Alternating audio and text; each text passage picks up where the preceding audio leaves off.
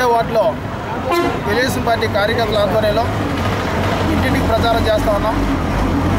ప్రజలందరూ కూడా అత్యధిక సంఖ్యలో ఆదరాభిమానాలతో వెలగపూడి రామకృష్ణ బాబు గారిని గెలిపించడానికి ఎదురు చూస్తూ ఉన్నారు.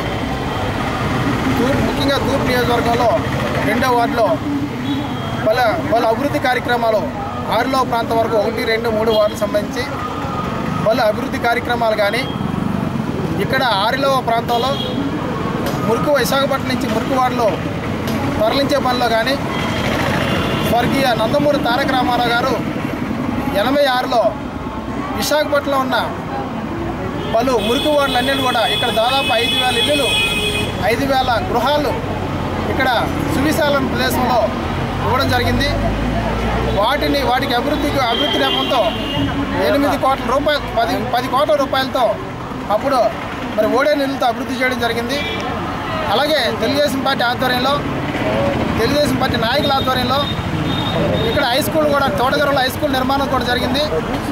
ఈ 6లో ప్రాంతానికి అసలు ఏం చేసినా 100% కూడా తెలుగుదేశం పార్టీ ఆధ్వర్యంలో, తెలుగుదేశం పార్టీ నాయకుల ఆధ్వర్యంలో జరిగిందని చెప్పడానికి గర్విస్తూ ఉన్నాం. ఇంకా ఏ పార్టీ కూడా, ఏ ఇతర పార్టీలు కూడా ఈ 6లో ఏ కార్యక్రమం కూడా చేయలేదు.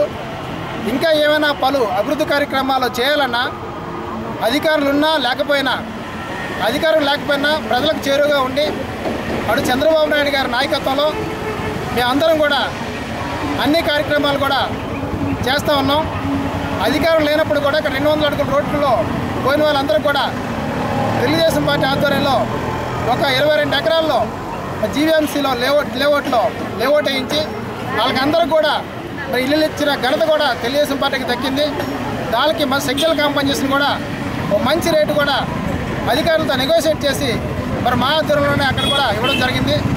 ఏ అభివృద్ధి కార్యక్రమమైనా ప్రజలు ఎక్కడైతే సమస్యతో కొట్టుమిటాడుతూ ఉంటారో ఆ సమస్యని వెంటనే తెలుగుదేశం పార్టీ ఆధ్వర్యంలో మిగతా పార్టీలు కూడా కలుపుకొని మేము లీడ్ చేసి ఆ సమస్యను సాల్వ్ చేయడానికి చాలా ప్రయత్నం చేస్తున్నాం.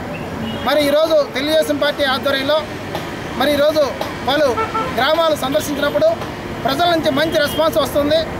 మరి మన వెలగపూడి రామకృష్ణ బాబు గారిని అత్యధిక మెజారిటీతో గెలిపించడానికి ప్రజలందరూ కూడా సన్నాహం చేస్తున్నారు. మరి మేము కూడా కార్యకర్తలందరూ కూడా అదే నెపంతో పనిచేస్తున్నాం. మరి ముఖ్యంగా ఓటర్ మహాశయులకి విజ్ఞప్తి చేస్తుంది ఏంటంటే, వెలగపూడి రామకృష్ణ బాబు గారు మరి అత్యధిక అందరికీ కూడా అందుబాటులో ఉంటూ మధ్యతరగతి పేద బలహీన వర్గాలకు అందరూ కూడా అందుబాటులో ఉంటూ ఎప్పుడు సేవ చేస్తూ ఉంటారు. రెండోసారి కూడా అవకాశం ఇవ్వమని మీ ద్వారా తెలియజేస్తూ ఉన్నాం.